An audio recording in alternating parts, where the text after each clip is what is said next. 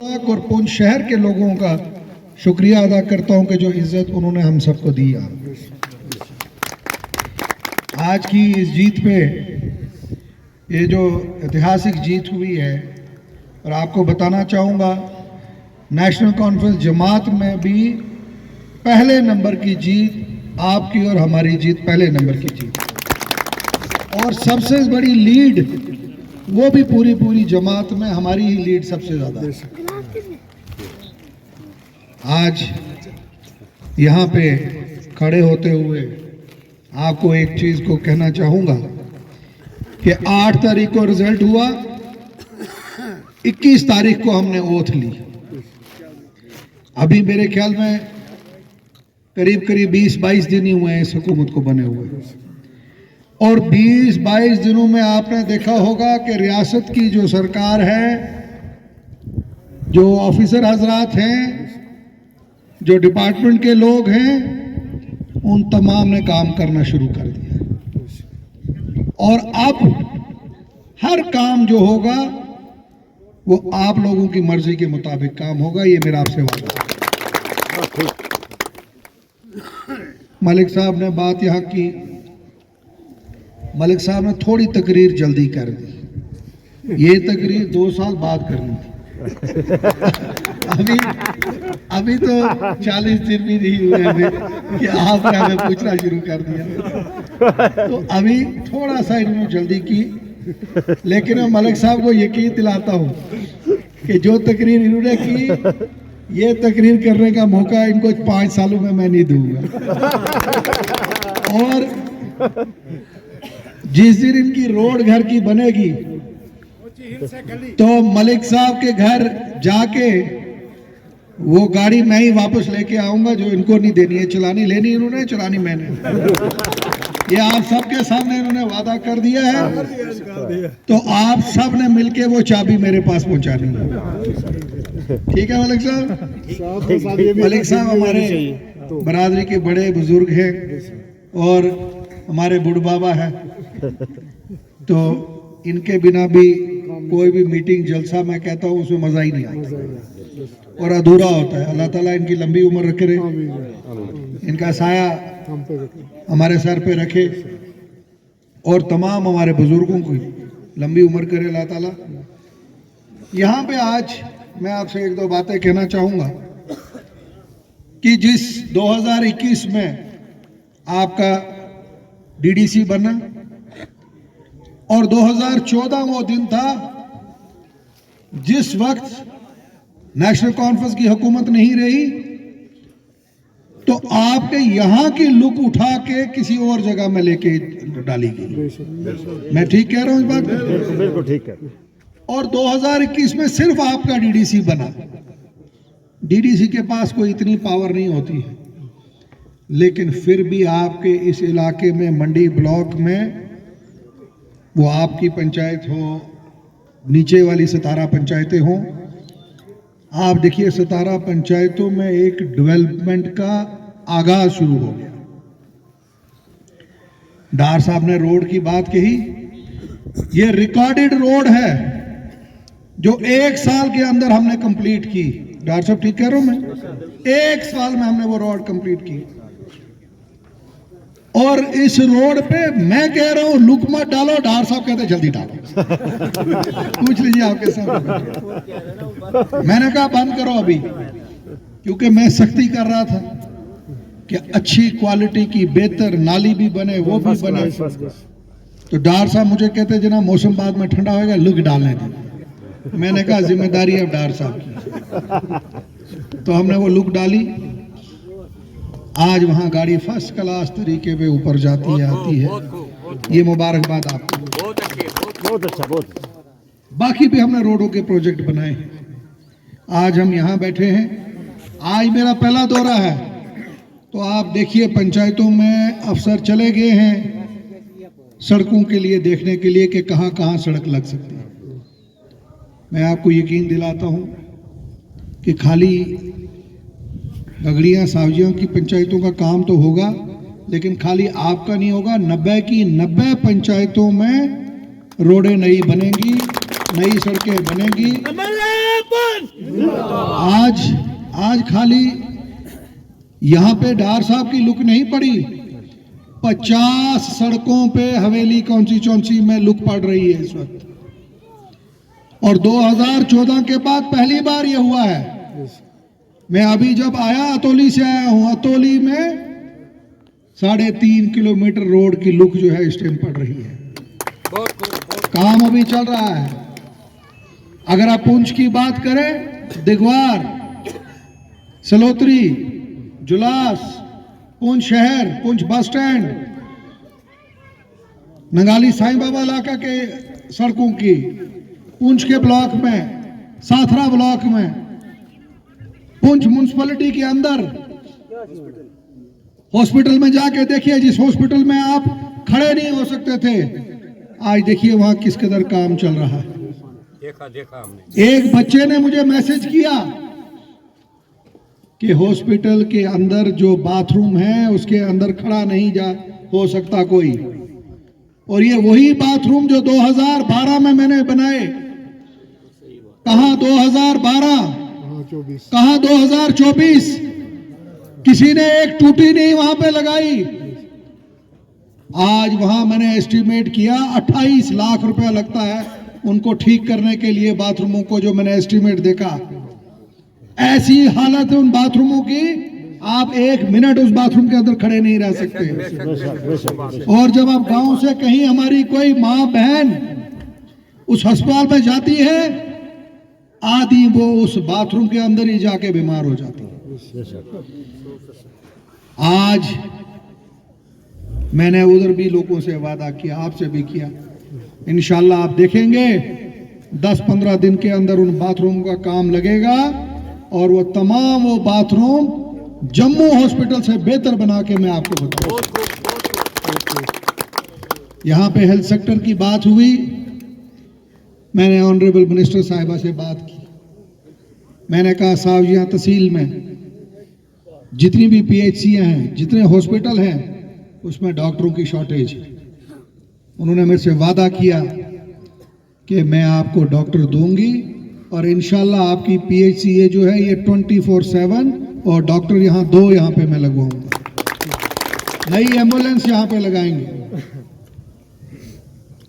आपके इस इलाके की बहुत मुश्किलात है। मैंने अभी खाली डिस्ट्रिक्ट हॉस्पिटल पुंछ को पकड़ा है, तो आपने देखा होगा खाली डिस्ट्रिक्ट पुंछ पकड़ने के बाद आपके इलाके में भी थोड़ी बहुत PHCU में हलचल हुई होगी। कोई सफाई कर रहा होगा, कोई दवाई देख रहा होगा। मैंने आपको कहा है कि आप हवेली कॉन्स्टिट्यूंसी का हर वोटर जिसने मुझे वोट डाला है वो अपने आप को MLA पुंछ समझे, उसे कम अपने आप को ना समझे।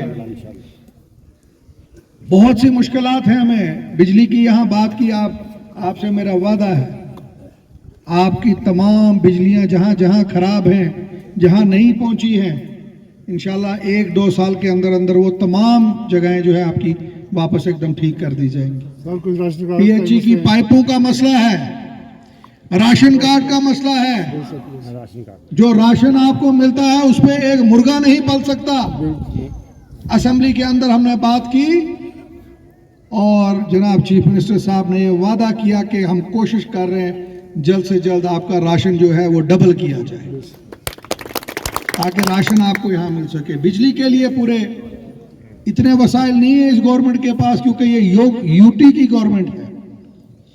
अगर हमने सबसे बड़ी चीज आपको दी है जो आपको कोई नहीं दे सकता, और जिस दिन से ये सरकार बनी है आप तमाम के तमाम लोग अपने घर में चैन से सो रहे हो। सो रहे हो या नहीं सो रहे हो?